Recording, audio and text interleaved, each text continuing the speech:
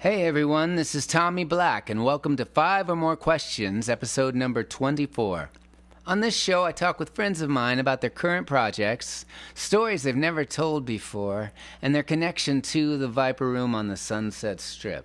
Today we're talking to Kevin Martin from Candlebox and many other cool projects like the Hiwatts and the Gracious Few. And I had to wait to call him because he was taking a nap. So here we go.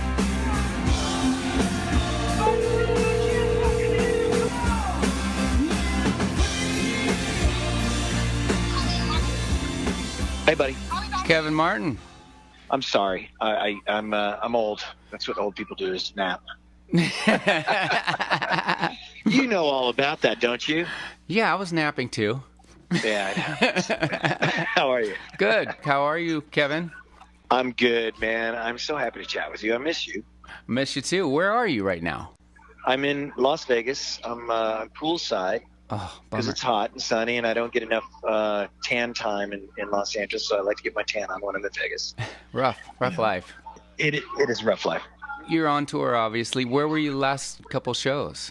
We were in El Paso on Thursday. And then last night in a sold-out show in Denver, which was awesome, and a sold-out show tonight here in Vegas. So, I've still got it somewhere. You still got it, for sure. And I love that the 25th anniversary is coming up.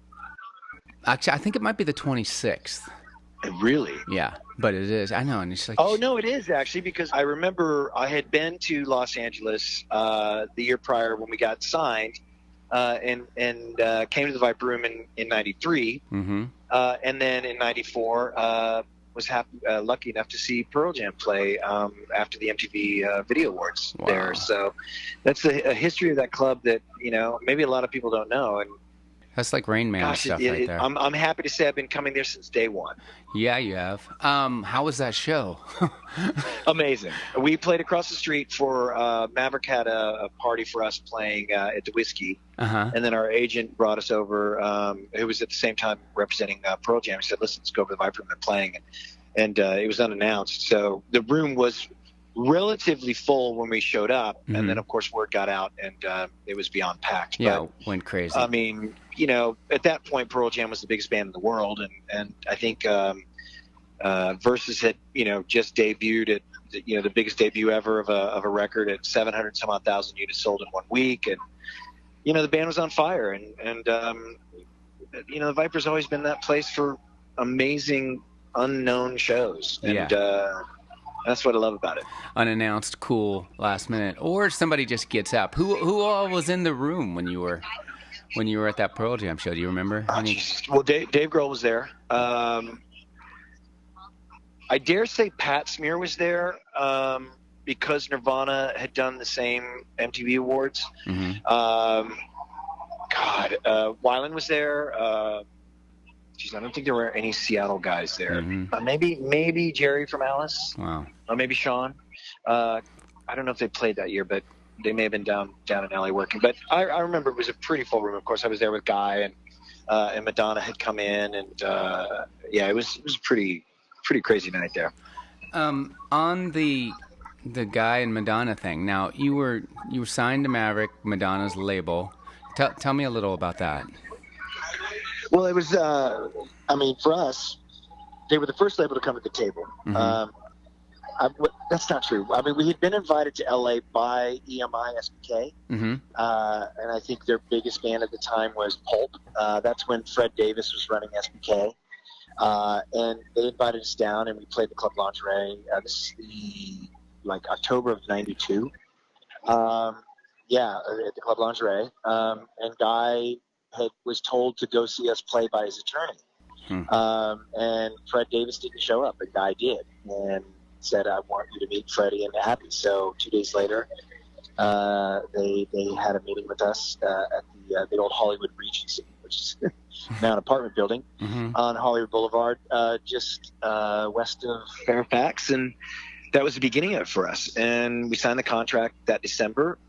Started the record in the spring. It came out in June 20th of 1993, and the rest is history. We really didn't get to meet or know Madonna until '94. Like I said, she came to the Viper Room gig, and the whiskey gig that we played, but we didn't like spend time with her. It wasn't until I think it was New York with Rush, Madison Square Garden in April of '94 that we actually sat down and had dinner with her. But amazing label, dude. You know, we were the first band, and we had been approached after, of course, everybody found out in LA that we were signing to Maverick. Geffen called, and Capitol, and Island, and throwing stupid. I remember we took a meeting with Island, and we were in the meeting with Tom Whalley, and of course, if you've seen the Beats documentary with Jimmy Iovine and Dr. Dre, you'll know what I'm talking about. But Tom Whalley wanted to sign us.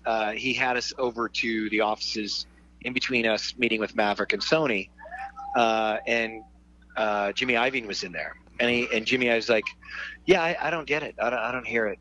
I'm not really sure. And Tom's like, well, the song Far Behind. He said, yeah, I've heard it. I've heard that a million times. And I remember thinking to myself, wow, we're never going to get signed. Like that's the guy. I have every record he's produced. Yeah. That's Jimmy fucking Iovine. Forget Tom Whalley. Yeah. That's Jimmy Iovine. And I was pretty crushed. So, yeah, that's, it's brutal. Thank God it's not that way anymore. But yeah, it was brutal. It was a brutal way of telling a band you suck, But 7 million records later, I guess we're doing okay. And we're still here. No one knows. No one really knows. No. And you're touring right now. How much do you guys usually tour right now, or how much do you tour these? Well, these days? We'll do 75 shows a year, maybe 80. We do the Weekend Warrior thing, so we fly out and play shows. I don't like going out for 6, 8, 10 weeks at a time. No. I miss Nat and Jazz, my wife and my son, and I'd much rather be at home hanging out with them. So I keep it kind of limited to this, but it can still be, a quarter of the year.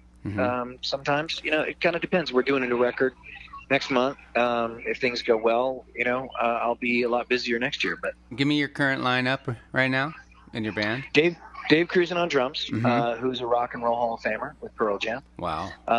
Adam Curry on bass, who's been with me since 2002. And then I got a kid named Island Styles from Baltimore, and Brian Quinn from Philadelphia. So very good cool guys, and this is the tightest band I've ever had.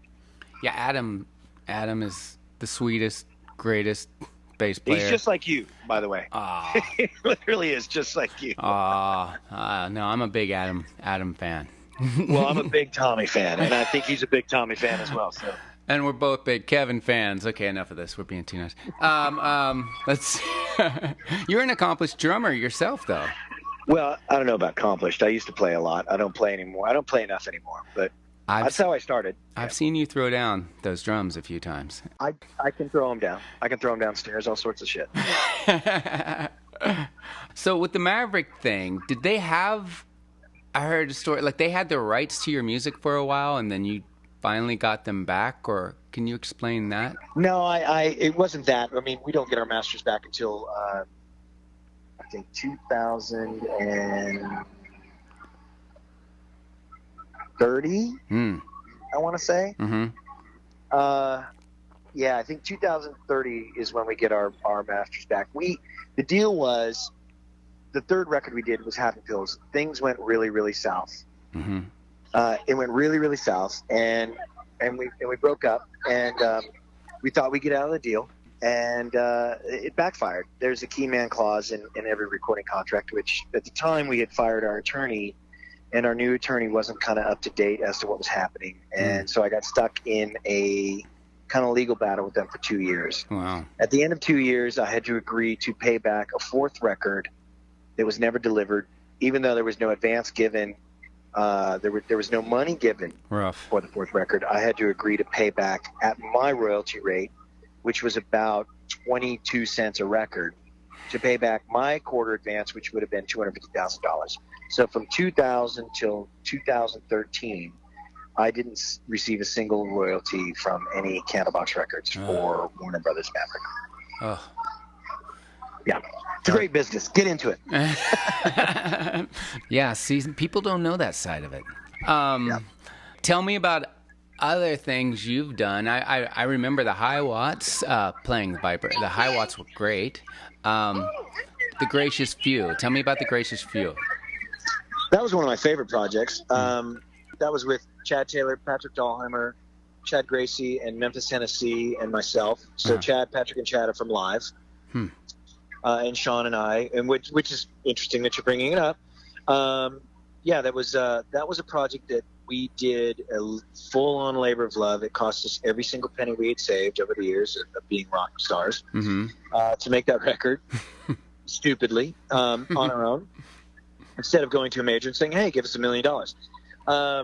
So we all spent our own money on it, and I think it sold 5,000 copies, but it's one of my proudest moments as a recording artist. It's one of my favorite all-time records, not even because I'm on it and not just because of that. Just I think as an album in its entirety, it's so good. And of course, now there's this thing with the guys who recorded at your Viper Room not too long ago, Bruno and Ed Sheeran and Chris Stapleton, a little song called Blow, which is a total ripoff of our song Honest Man. Wow. Wow. I don't know if you've even seen this, but it's like all over the place. There's Google's on it. All these news services in Europe are like, did Ed Sheeran steal from the Gracious Few? I was like, how does Europe even know we have a record out under the Gracious Few? But they have a song called Blow, which is the exact same riff as our song called Honest Man. So wow. It's pretty funny that we're talking about the Gracious Few at the moment. But wow, yeah, it was crazy.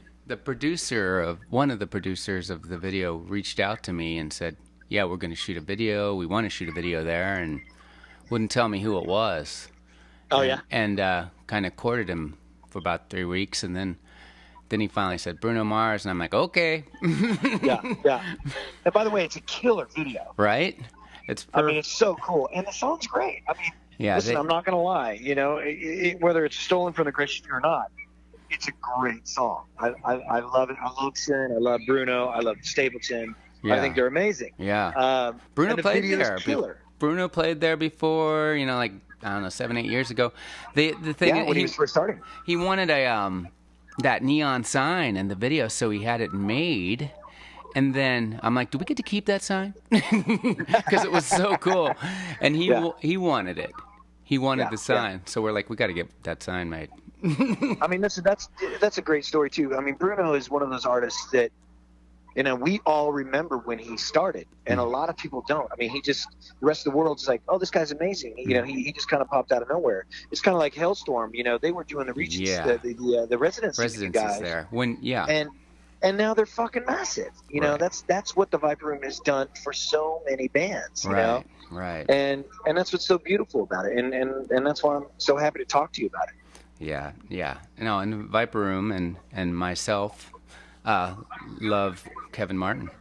Oh, stop it.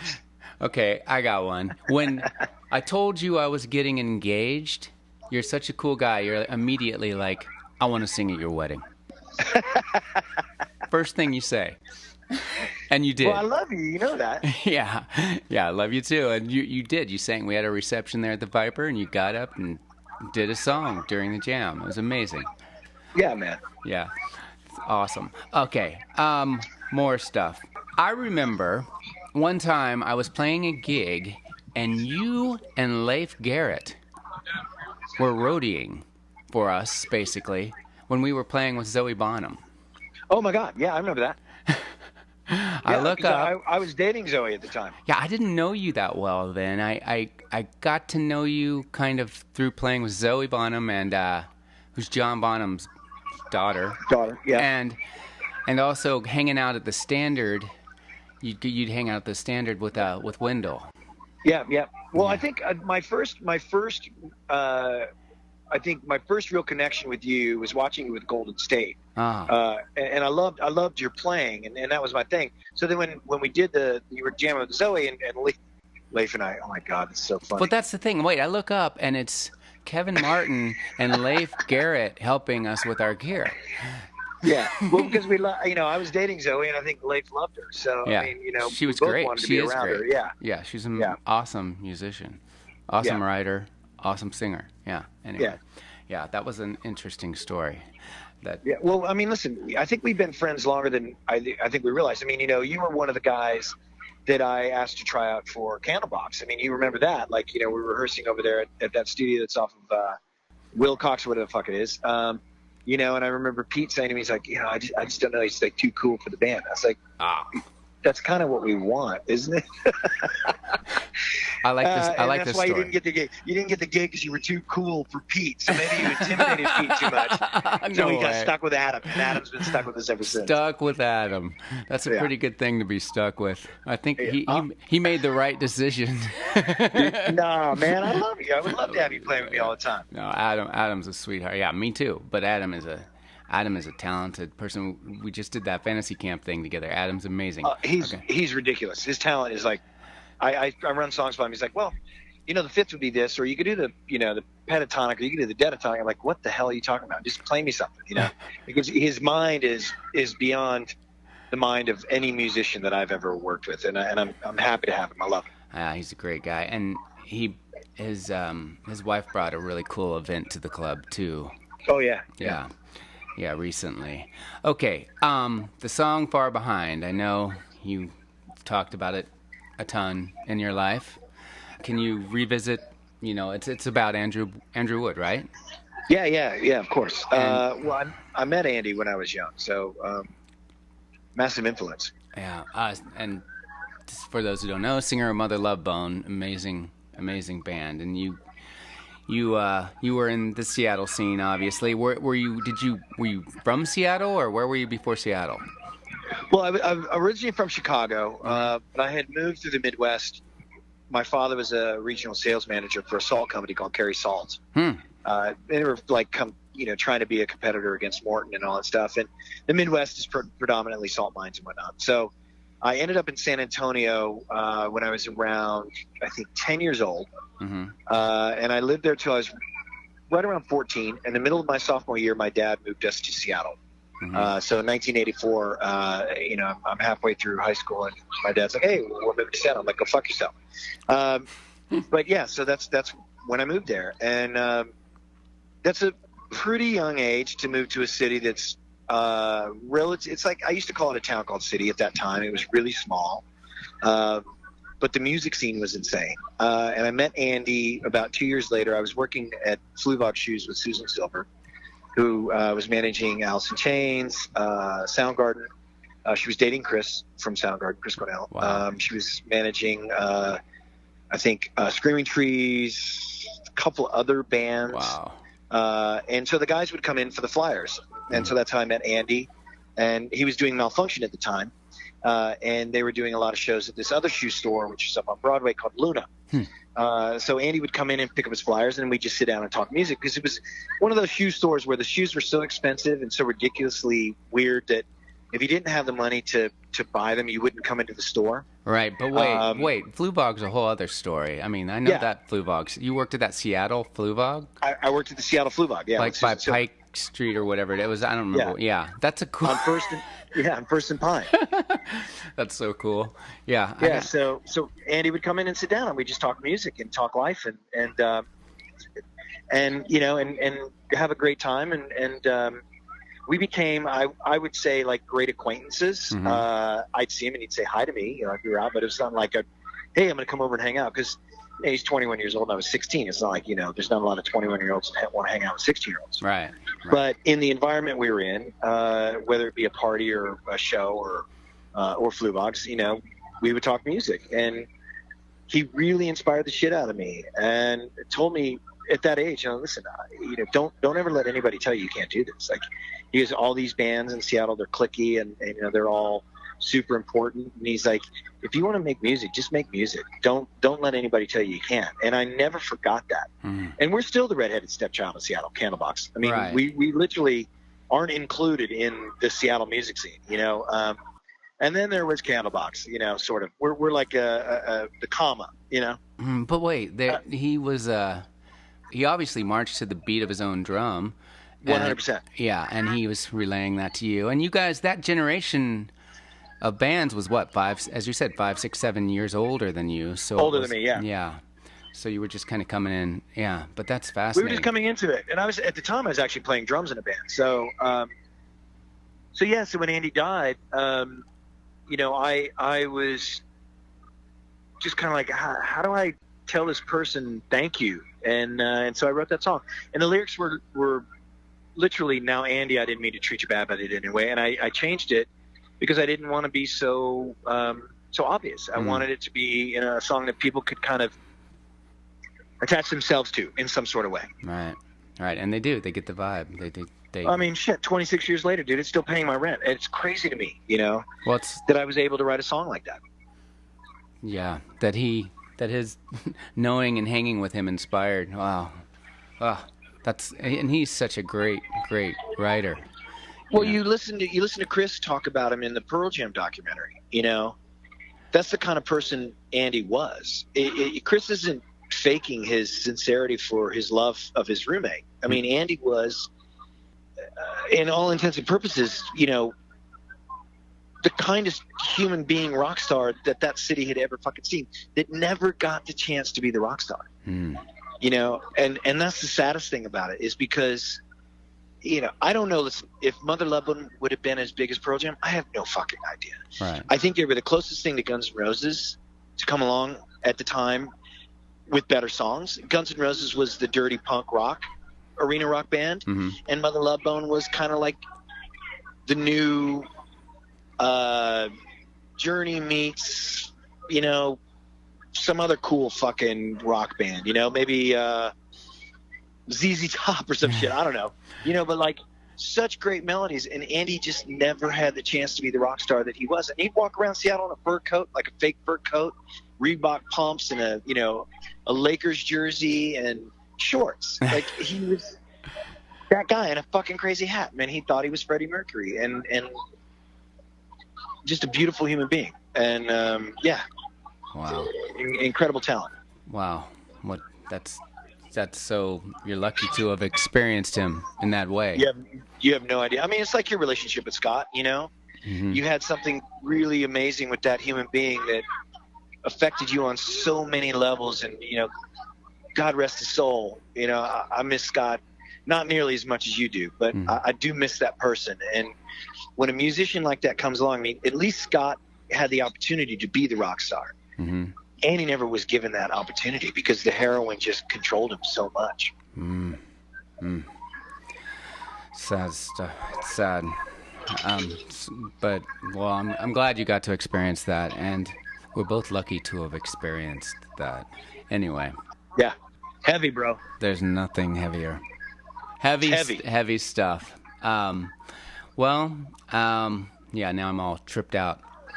Well, tell us about the new record a little bit, or anything you can give us about what's going on with the new record at all. Well, it's full of piss and vinegar. I'm venturing into worlds that I have always wanted to venture into musically. And it might be the last Candlebox record. I mean, I've said this a million times. I don't know how much more I can give. Honestly, you know, we've as a band, we have been so kind of dismissed over 26 years that I'm kind of like, I love my fans and I love playing for them. And, you know, like I said, tonight's show is sold out here in Vegas, and last night was sold out. And I love to see those faces. And, you know, we were just in Europe playing shows over there and stuff. But I can't keep giving of my soul. And so this record is full of a lot of it is full of a lot of that. I'm going really, really far with this, and I'm gonna alienate 50% of my Midwest audience, those Trump supporters that are my fans, and I may alienate the other 50% just because it's a record that they may not want to listen to. But there's some songs that I've written that I'm incredibly proud of. There's some songwriters that I've written with that I'm super excited to sing and record. I'm writing with Christopher Thorne from Blind Melon in 2 weeks, and I cannot fucking wait. But we have like 12 songs done and ready to record, and I'm hoping to have about 14, 15 to finish the record. and then put it out and hope somebody listens to it. You know, I mean, it's a weird time for bands like Candlebox to release records, you know? Yeah. Because your core audience, there's 1,000 people that are going to buy it. But you need to sell about 30, 40,000 records to make your money back. And I don't know if I'm going to have an opportunity to do that, because radio just doesn't take chances on records anymore. Yeah. Chris is such a cool guy. That's a really cool team. Yeah. I can't wait. I love him. You know, I've known Christopher since 93, so I'm excited. We've talked about for years writing together, and it's never come to fruition, and it's right around the corner. I cannot fucking wait. That's exciting. Yeah. Yeah.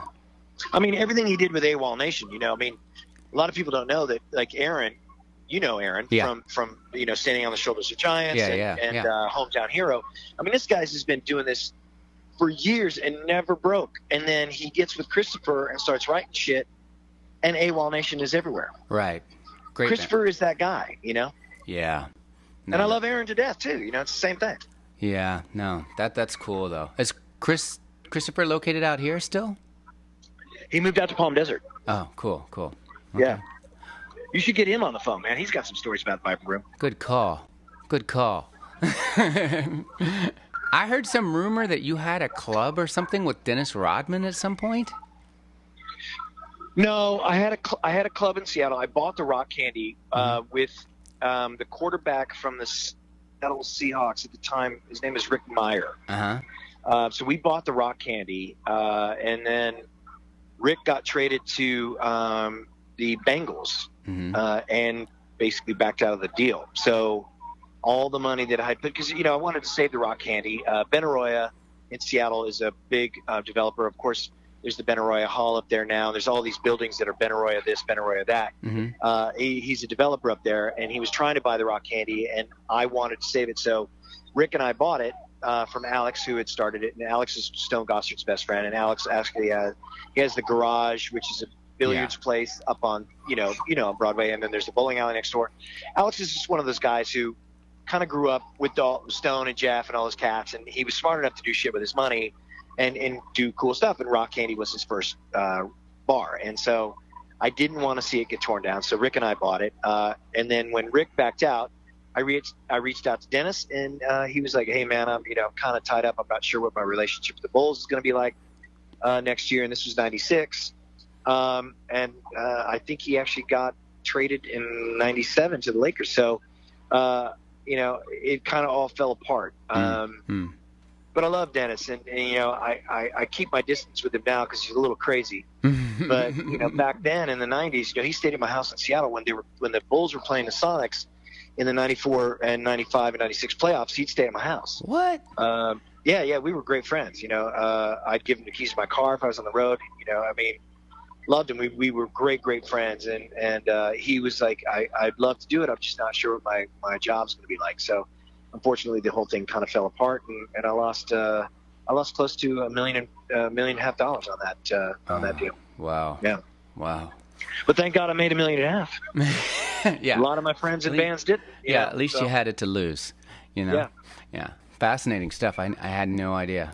I'm a really fucking interesting person, Tony. Who knew the depth? I know you can't really top that Pearl Jam story, but anything else you think of when you think of the Viper Room? Well, I mean, when I started working there doing sound, I was kind of bored. I wasn't doing anything with the high watts. I forgot about that. Yeah, and I was like, I need to do something.